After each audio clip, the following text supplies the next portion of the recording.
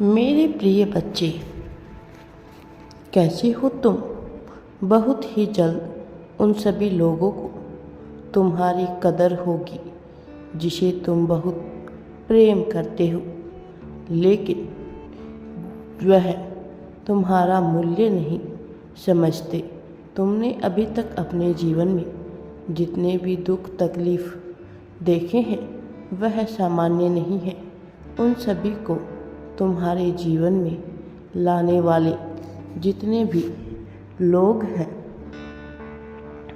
वह तुम्हारे अपने ही हैं, अर्थात यह दुख तुम्हारे अपने ही लोगों के कारण है जिनसे तुम बेहद प्रेम करते हो, लेकिन चूंकि वह तुम्हारे मूल्य को समझते नहीं और किसी तीसरे के प्रभाव में आकर, किसी तीसरे के संपर्क में आकर तुम्हारे ही जीवन के साथ खेलने का कार्य कर रहे होते हैं, तो तुम्हें और भी ज़्यादा तकलीफ़ों का सामना करना पड़ता है। मेरे प्रिय बच्चे, तुम्हें किसी को भी अपने जीवन के साथ खिलवाड़ करने का मौका नहीं देना चाहिए। मैं जानता हूँ कि तुम्हारे भीतर अज्ञात प्रेम बसा हुआ है।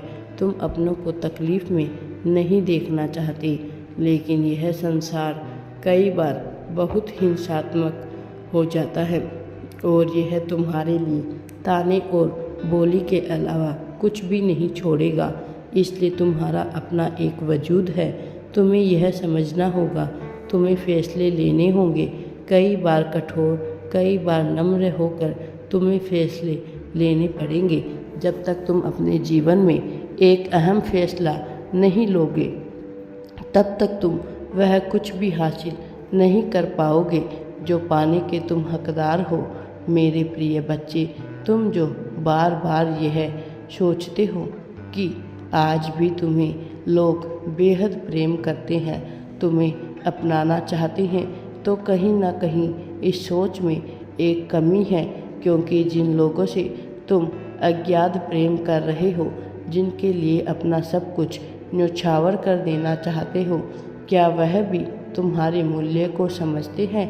तुम्हें इसका विचार नहीं करना चाहिए। जो तुम्हें किसी और के लिए धोखा दे सकते हैं, जो तुम्हारी पीठ पीछे बुराई सुन सकते हैं, जो तुम्हारे ना होने पर तुम्हारे बारे में बुरा बोल सकते हैं, बुरा सुन सकते हैं, उनके प्रति इतनी आस्था आखिर क्यों दर्शा रहे हो? तुम कई बार प्रेम करना भी बहुत हानिकारक हो जाता है यदि उसे बहुत समझदारी से ना किया गया हो, यदि उसमें सत्यता का भाव हो, क्योंकि यह सत्यता दोनों पक्षों से होनी चाहिए। तुम्हारा एक पक्ष तो बड़ा मजबूत है, लेकिन क्या अगले पक्ष में वही सहमति है या नहीं, इसकी जांच परख करना आवश्यक है। लोग तुम्हारे भोलेपन का फ़ायदा उठा रहे हैं, तुम इस बात को समझ नहीं पा रहे हो। कई बार वह तुम्हें बहुत ही ज़्यादा भावनात्मक रूप से कमज़ोर करके अपना कार्य करवा रहे हैं। तुम कई बार दब जाया करते हो, किंतु यही पर तुम्हें अपनी शक्ति का प्रयोग करना है। चाहे परिस्थिति कैसी भी हो, चाहे कुछ हो रहा हो या नहीं हो रहा हो, चाहे कोई तुमसे कितनी भी विनती क्यों ना कर ले, चाहे कितनी ही मांग क्यों ना कर ले, यदि उसने तुम्हारे साथ अन्याय अत्याचार किया है तो तुम उसे माफ़ कर सकते हो, किंतु उसे दूसरा मौका नहीं दे सकते। दूसरा मौका देना स्वयं के पैर पर कुल्हाड़ी मारने जैसा ही है। मेरे प्रिय बच्चे, तुम्हें मेरी बातों को बहुत ध्यानपूर्वक सुनना है, बहुत ही गहराई से इसके अर्थ में उतरकर समझना है। तुम्हारे साथी ने तुम्हें पाने के लिए बहुत सी हदों को पार की है। वह तुमसे प्रेम करता है, तुमसे दिल लगाने के लिए उसने कई लोगों का दिल भी दुखाया है, लेकिन क्या तुमने कभी यह परख की है कि वह वास्तव में इस योग्य है कि तुम्हारे प्रेम को अपना सके? तुम जो कि जीत की राह पर निरंतर आगे बढ़ रहे हो, क्या अन्य लोगों में वह काबिलियत है कि तुम्हारे जैसी पुण्य आत्मा को प्राप्त कर सके? मेरे प्रिय बच्चे, जब कोई तुम पर अधिकार जताने लगे, जब कोई तुम्हें अनुदान में दी गई भीख के समान समझने लगे, तो ऐसे व्यक्ति को तत्काल छोड़ देना ही उचित है। आसक्ति से अनासक्ति का भाव उत्पन्न कर लेना अपने मन में, यह सबसे बड़ा गुण है। चाहे तुम जीत की भावना में हो, चाहे हार की भावना में, यदि तुम दोनों ही भावना में संभव रख लेते हो, तो तुम सा ज्ञानी मनुष्य इस संसार में कोई हो ना सकेगा। और यही मनुष्य होने की सबसे बड़ी खास बात है कि तुम्हें संभव का प्रयोग करना है। तुम जाने अनजाने में अपने साथी को ही अपना जीवन मान बैठे हो। तुम जाने अनजाने में अपने परिवार को ही अपना जीवन मान बैठे हो। अपने मित्रों, सगे संबंधियों, उन लोगों को जो तुम्हारे सबसे खास है, अपना मान बैठे हो। यहाँ कुछ गलत नहीं लगता तुम्हें मेरे प्रिय बच्चे। तुम्हारे लिए इस जीवन में सबसे महत्वपूर्ण चीज़ क्या है, इसका विचार करो। वास्तव में ना यह परिवार है, ना यह धन है, ना ही ये अनुभव है। तुम्हारे जीवन में कुछ सबसे महत्वपूर्ण है तो वह तुम्हारा अपना स्वयं का जीवन ही है, क्योंकि तुम्हारे जीवन जीने की एक समय रेखा निश्चित है। उस समय रेखा के बाद तुम जीवन नहीं जी सकोगे। तुम्हारी आयु पूर्ण होने के बाद तुम जीवन नहीं जी सकोगे। फिर चाहे तुम कितने ही ज़्यादा प्रयत्न क्यों ना कर लो, तुम कुछ भी हासिल नहीं कर पाओगे जीवन के जरा से समय को भी। इसीलिए जीवन जो अभी तुम्हारे पास है वही सबसे उपयुक्त है, इसका तुम्हें विचार करना होगा।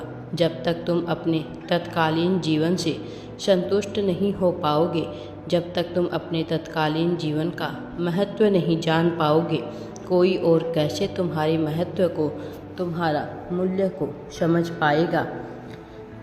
भला तुमने जब अपनी ही मर्यादा को तोड़ दिया तो भला दूसरों से मर्यादा की अपेक्षा कैसे करोगे। जब अपने जीवन का कदर तुम स्वयं नहीं करोगे तो भला दूसरों से कैसी अपेक्षा करना। और मैं जानता हूँ तुम में गुण है, काबिलियत है, तुम में क्षमता है कि तुम आगे बढ़ सको। तुम में साहस भी है, बल भी है। तुम वास्तव में हर प्रकार से शक्तिशाली हो अपने बेहतर जीवन को पाने के। और अब जबकि तुम यहाँ पाने के लिए पूरी तरह से हकदार हो, तो क्या तुम्हें इसके लिए प्रयत्न नहीं करना चाहिए? क्या केवल हाथ पर हाथ धरकर तुम्हें बैठे रहना चाहिए, या सोचकर कि अब तुम्हारे बस में कुछ भी नहीं है? मेरे प्रिय बच्चे, तुम्हारा यह जीवन कितना कीमती है, तुम अभी इसका अंदाज़ा नहीं लगा पा रहे। लेकिन दूसरों की गुलामी में, दूसरों के आदेशों के तले अपने जीवन को क्यों गुजार रहे हो? तुम्हें दूसरों की गुलामी से, दूसरों के पैरों की धूल से बनने से बचना होगा। तुम्हारा यह जीवन वास्तव में कितना अमूल्य है, तुम अभी इसका मूल्य नहीं समझ रहे। लेकिन आने वाले समय में तुम यह जान जाओगे। धीरे धीरे जैसे जैसे समय बीतेगा, जैसे जैसे तुम और भी ज़्यादा आगे बढ़ोगे, जैसे जैसे आशा के बजाय निराशा छाती जाएगी, तुम्हें एहसास होगा। इसलिए मैं नहीं चाहता कि तुम निराशा के दलदल में डूब जाओ। उससे पहले ही तुम्हें यह आभास हो जाना चाहिए कि तुम्हारा यह जीवन कितना कीमती है। यदि तुम्हें पहले ही इसका आभास हो जाता है तो तुम कभी भी निराशा के बादलों के तले दबोगे नहीं। तुम्हें कभी भी निराशा की बारिश में भीगना नहीं पड़ेगा। दूसरों के आंसुओं के तले, दूसरों के आदर्शों के तले अपने जीवन को किसी और में नहीं जीना पड़ेगा। मेरे प्रिय बच्चे, किसी का साथ लेकर जीवन जीना अनुचित नहीं है, लेकिन किसी के साथ पर ही आश्रित होकर जीवन जीते रहना, यह पूरी तरह से दुराचार है, पूरी तरह से अत्याचार है। अपने आप पर, अपने जीवन पर अपने ईश्वर पर, क्योंकि जिस ईश्वर ने तुम्हें यह जीवन दिया है उसमें इतनी क्षमता है कि तुम्हारा भरण पोषण कर सके। मैं स्वयं तुम्हारे लिए आगे आऊँगा। ब्रह्मांड का प्रत्येक कण तुम्हारे लिए आगे आएगा, लेकिन तुम्हें साहस प्रदर्शित करना होगा। तुम्हें यह दर्शाना होगा कि वास्तव में तुम जीत के योग्य हो। तुम्हें किसी की आवश्यकता नहीं है, ना कि मेरी, ना ही इस ब्रह्मांड के किसी भी कण की, ना ही तुम्हारे अपनों की, तुम्हारे सगे संबंधियों की। यदि तुम्हें आवश्यकता है तो केवल अपने आप की, अपने आत्मबल की, अपने भुज बल की और अपने साहस की। तुम एक साहसी मनुष्य हो। तुम्हें किसी के आश्रित नहीं होना चाहिए। फिर भला तुम अपने साथी को ही अपना सब कुछ कैसे मान सकते हो? फिर भला तुम अपने परिवार को ही अपना सब कुछ कैसे मान सकते हो? फिर भला तुम ईश्वर को ही अपना सब कुछ कैसे मान सकते हो, जबकि तुम में स्वयं क्षमता है वो हो जाने की जो इस ब्रह्मांड का प्रत्येक कण हो जाना चाहता है। क्या तुमने कभी विचार किया कि यदि ब्रह्मांड का प्रत्येक कण सर्वप्रथम एक में समाहित था, एक ही था, वही था, अनंत था, असीम था, मैं ही था, तो आज जब वह विभिन्न रूपों में प्रदर्शित हो रहा है तो क्या उसमें मेरे ही अंश मौजूद नहीं? तो क्या उसमें एक के अंश मौजूद नहीं जिसे तुम ईश्वर कहते हो? मेरे प्रिय बच्चे, मैं ब्रह्मांड हूँ, मैं ईश्वर हूँ, मैं ही एक हूँ, मैं ही अनंत हूँ, मैं ही काल हूँ, मैं ही अंधकार हूँ, मैं ही प्रकाश हूँ, मैं ही सर्वमान्य हूँ। फिर भला तुम मान्यताओं के जंजाल में क्यों फंसते जा रहे हो, जब तुम जीत को बहुत ही आसानी से अपनी तरफ आकर्षित कर सकते हो, जब तुम जीत को अपने जीवन में अपना आधार बना सकते हो, तो भला निराशा के भुज तले क्यों दबते जा रहे हो?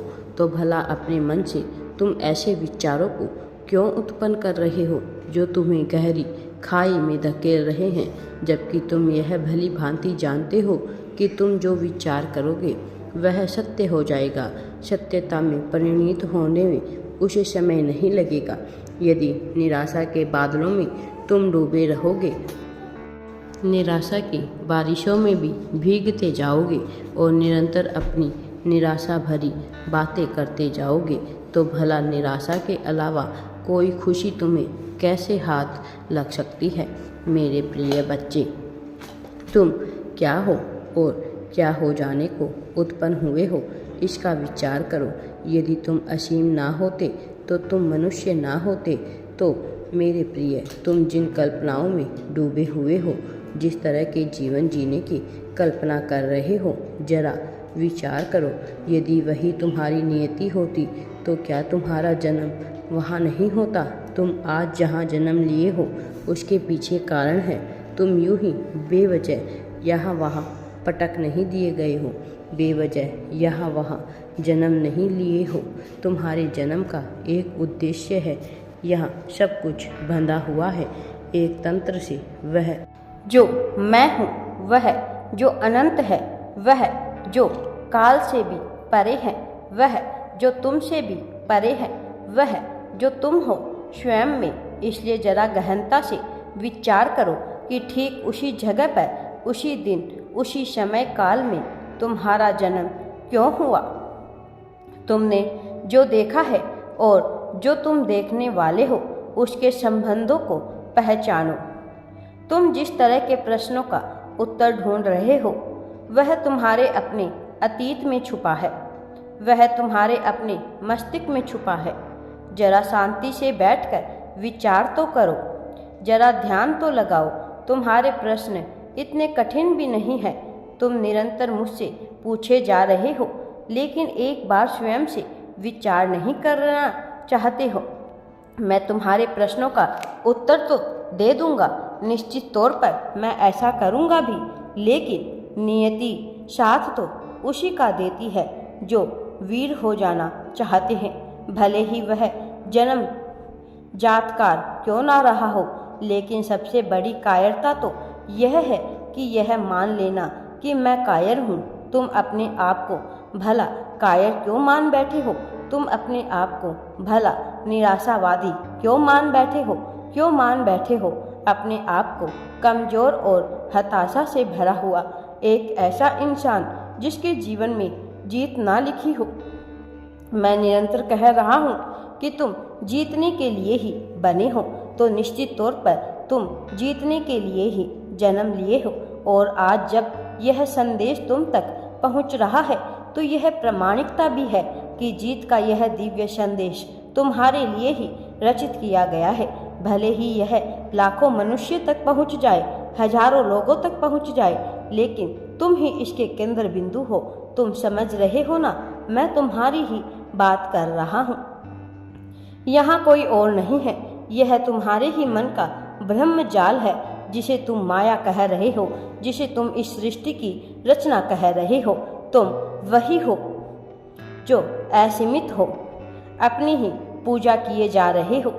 तुम बिना यह विचार किए कि तुम्हारी क्षमता क्या है, कि तुम कितने साहसी हो, एक तंत्र से जुड़कर भी तुम उससे ही अलग हो रहे हो। वास्तव में तुम मुझसे ही अलग हो रहे हो और मुझे दूसरों में ढूंढने का प्रयास कर रहे हो, जबकि मैं तुम्हारे भीतर ही समाहित हूँ। तुम्हें जीत दिलाने के लिए तुम्हारे ही पास आया हूँ। फिर तुम उस तीसरे में मुझे क्यों ढूंढ रहे हो जो एक अंश मात्र है, जबकि तुम ही संपूर्ण हो, तुम ही पूर्ण हो। तुम और मैं अलग नहीं है। जरा अपने मुखौटे को हटाकर देखो, अपनी आंखों पर चढ़े उस चश्मे को हटाओ जो तुम्हारी नजरों को रोक रही है, जो तुम्हें दिग्भ्रमित कर रही है, और विचार करो कि जब भी तुम्हारे जीवन में मुसीबत आई तो तुमने मुझसे क्या मांगा था? तुमने मुझसे क्या छोड़ देने को कहा था? क्या हो जाने को कहा था? क्या तुम अपने वादों पर खरा उतरे हो? तुम सदैव शिकायतें कर रहे हो, लेकिन जरा सोचो कि तुमने अपने कितने वादों को पूर्ण किया है। कितनी देरी लगाई है तुमने। आलस्य से कैसे खिल जाते थे तुम। तुम्हें सब कुछ पता है, तुम्हें जीत कैसे मिलेगी, तुम आगे कैसे बढ़ोगे, तुम प्रगति कैसे करोगे। तुम्हें यह सब कुछ पता है, बस तुम वह कर नहीं रहे हो, बस तुम अपने कदम नहीं बढ़ा रहे हो, बस तुम आगे हो जाना नहीं चाहते हो।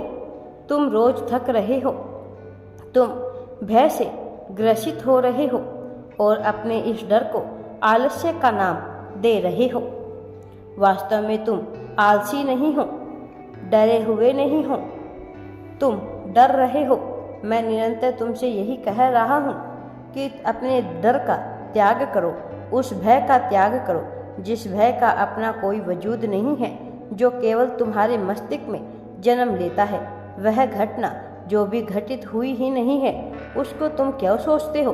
पहले से ही तुम नकारात्मक और सबसे बुरा क्यों सोच लेते हो? तुम निरंतर अपने मन में कल्पना से यह बुनते हो, और जब वह हकीकत होने लगता है, भले ही अन्य रूप में हो, तो तुम शिकायत करते हो, तो तुम डरते हो, तुम मुझसे कहते हो कि ईश्वर ऐसा नहीं होना चाहिए था। जरा विचार करो कि सृजनकर्ता बनकर इसका निर्माण किसने किया था? जब मैंने तुम्हें समझ शक्तियाँ दे रखी है, तो तुम उसका सदुपयोग क्यों नहीं करते? उसका सकारात्मक अर्थों में प्रयोग क्यों नहीं करते? क्यों बार बार निराशावादी चीज़ें सोचकर निराशा से भरे हुए ही कल्पना करते हो और विचार बुनते हो ऐसे जीवन का जो कभी घटित होना ही नहीं चाहिए, और फिर शिकायत करते हो कि यह क्यों हो गया? स्वयं से प्रश्न करो। तुम्हारे प्रश्नों का उत्तर तुम्हारे ही अंदर है, तुम्हारे ही भीतर है। अरे अपनी आंखें तो बंद करो, बंद करो अपनी यह आंखें। सुनो मेरी बातों को बहुत ध्यानपूर्वक और मेरे साथ बोलो कि मैं महान हूँ, मैं जीतने के लिए ही जन्म लिया हूँ। मैं सदैव जीतता रहता हूँ। ईश्वर सदैव मेरे साथ है। मैं अनंत गहराई में उतर रहा हूँ। मैं सदा से ही ईश्वर का प्रिय रहा हूँ। इसी कारण से जब भी मेरे जीवन पर मुसीबत आई वह धीरे धीरे समाप्त होती गई। मेरे प्रिय बच्चे, ऐसा बोलो, निरंतर बोलो, तुम में एक दिव्य ऊर्जा उतर रही है। मैं इस दिव्य ऊर्जा को तुम्हारे भीतर भेज रहा हूँ। यह नीले रंग का प्रकाश, यह बैंगनी प्रकाश तुम्हारे जिस्म में उतर रहा है। तुम्हें इसका भान नहीं है, लेकिन जो प्रभात होने वाला है यह खुशियों का प्रभात होगा। यह ऐसा सवेरा होगा जिसमें तुम अकेले होते हुए भी अकेले नहीं होंगे। तुम एक हो जाओगे, तुम समस्त हो जाओगे, तुम ही सांसारिक, तुम ही अलौकिक हो जाओगे। तुम वह हो जाओगे जो हो जाना मनुष्य की नियति है, जो हो जाना पराकाष्ठा है। मेरे प्रिय बच्चे, तुम्हारे जीवन में जो समस्याएं आ रही थी वह सदा के लिए नहीं थी। उन समस्याओं के पीछे भी कारण थे, तुम्हें मजबूत बनाने के, तुम्हें कुछ सिखाने के, तुम्हारे भीतर साहस भरने के। लेकिन हर बार तुमने बचने का उपाय ढूंढ लिया। बजाय साहस दिखाने के, बजाय उसका सामना करने के, तुमने उनसे बचने का उपाय ढूंढ लिया। भला ऐसा क्यों किया तुमने? क्यों नहीं डटकर सामना किया? तुमने क्यों नहीं आगे आए? तुम भला क्यों किसी और का सहारा लेने की तुम में प्रवृत्ति और क्षमता जागी? मेरे प्रिय बच्चे, अब उठो और आगे बढ़ो। मैं सदैव तुम्हारे साथ हूँ। इसी पर विचार करते हुए आगे बढ़ते जाओ। मैं तुम्हें कभी भी गलत रास्ते पर नहीं जाने दूंगा। राधे राधे जी। वीडियो पसंद आए तो लाइक, शेयर एंड चैनल को सब्सक्राइब जरूर करें। कमेंट में राधे राधे या थैंक्स यूनिवर्स अवश्य ही टाइप करें।